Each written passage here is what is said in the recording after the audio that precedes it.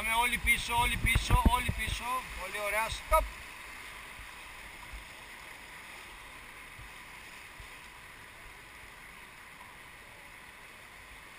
Έρχεται και η άλλη βάρκα.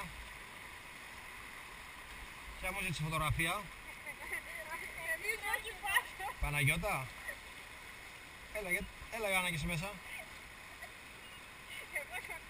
Ωραία.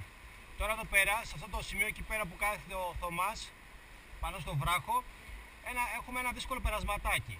Βλέπετε ότι το νερό έχει μια ψηλομετρική διαφορά. Εκεί ανάμεσα έχει κάποια βράχια. Θα δίνω εγώ κάποιες εντολές. Όλα αυτά που ξέρουμε μέχρι τώρα, δεν αλλάζει κάτι στις εντολές μας.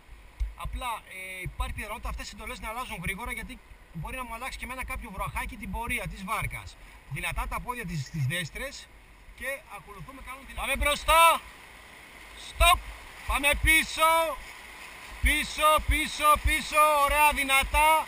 Δυνατές κουπιές, πολύ ωραία! Πίσω, πίσω! Πίσω, πίσω, πίσω και άλλο δυνατά, δυνατά! Πίσω, stop! Πάμε μπροστά! Stop! Πάμε πίσω, δυνατά τώρα! Δυνατά, δυνατά, δυνατά, πολύ ωραία, δυνατά! Δυνατά, δυνατά, πίσω, πολύ ωραία! Πίσω, όχι μπροστά! Stop! Ωραία, να μην μπερδεύουμε τις εντολές. Πολύ ωραία. Τα χαρά περάσαμε. Πάμε πίσω. Ναι, πάμε να περιμένουμε και τους άλλους.